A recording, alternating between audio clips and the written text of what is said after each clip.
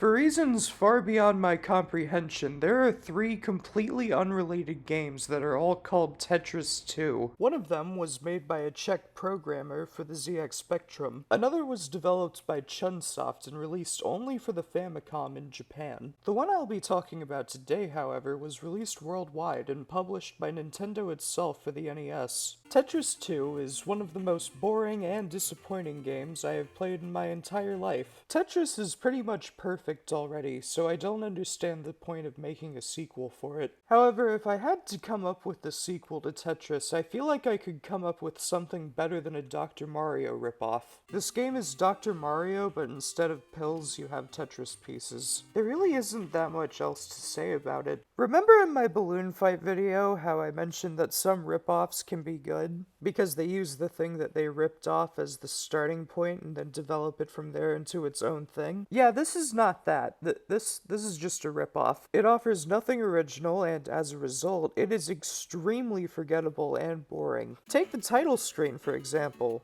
Look at how boring it is. It's just a brick wall with the words Tetris 2 in the middle. Another small thing that doesn't matter that much, why is the title green and purple? I mean, the colors of the blocks are red, blue, and yellow. Why not make the title out of the blocks? Just do something. This feels like such a boring screen. It feels like a placeholder. They could have made anything here, and they chose a brick wall with nothing else. Just like Dr. Mario, this game is broken down into levels. To beat the levels, you have to break down all of the bombs. Sometimes when you clear a bomb, it'll cause a chain reaction where more bombs are cleared, but I have no idea how it works or how to do it consistently. However it works, it does make the game a lot easier. Too easy, in fact. On the box it says, take on a tougher Tetris challenge, which I'm pretty sure is false advertising. I don't know how they got away with that. Unless you're actively trying to, you cannot lose this game. I played this game for 45 minutes, and it felt like I did better when I stopped caring. If you just play this game like you would with normal Tetris, you'll probably do fine. It'll take absolutely forever to beat some of the levels, but you might just beat them by accident out of complete nowhere. If you get 6 in a row of one color, then that color disappears from the game entirely. In normal Tetris, that would be an absolute nightmare, but in this game, gravity exists, meaning that more pieces of the same color will probably go together. Until I played back the footage, I had absolutely no idea how the color clearing worked. At first I thought that the game actually knew when I was about to lose and offered to let me keep playing, wasting even more of my precious time in the process. Like a casino offering a really crappy buffet. However, instead of stealing your money, this game steals your time, effort, and life force. This game plays extremely slow even if you try to go as fast as possible. Each level takes about 5 to 10 minutes, which doesn't sound like much, but when you're only looking at one screen and listening to the same 30-second loop over and over again, those 5 to 10 minutes start to feel like 5 to 10 hours pretty quickly.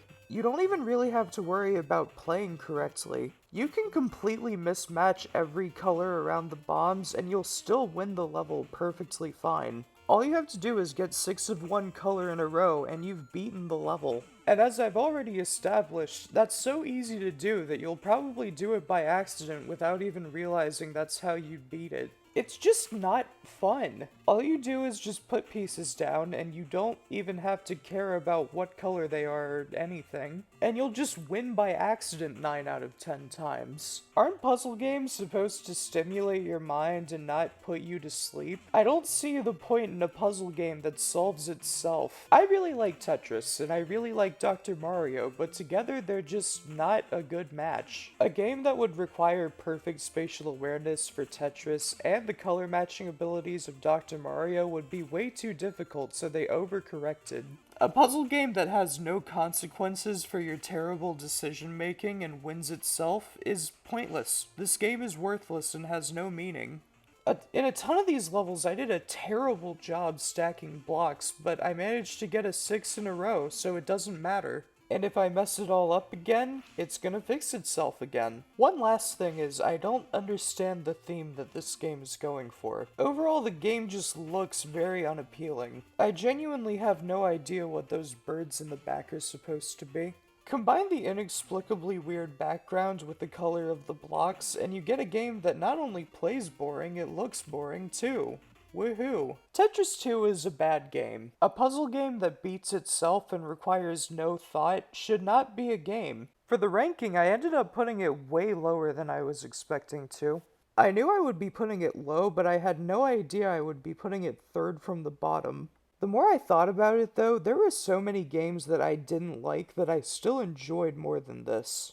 And while Urban Champion and Donkey Kong Jr. Math are worse, they at least tried more. Tetris 2, on the other hand, is an extremely boring ripoff which I would not recommend to anyone for any reason. And with that, I've now ranked 31 NES games. Only 646 more to go. Let's do this. Woohoo. I'm gonna die before this is over. I'm actually really curious to see how far I'm gonna make it. I mean, there's absolutely no way that I'm actually going to review all 677 NES games, but I've already reviewed more games than I thought I would, and I'm still having fun doing it, so let's just see how it goes. Anyway, 2 out of 10. Thank you for watching. Have a good day. Like and subscribe. Bye.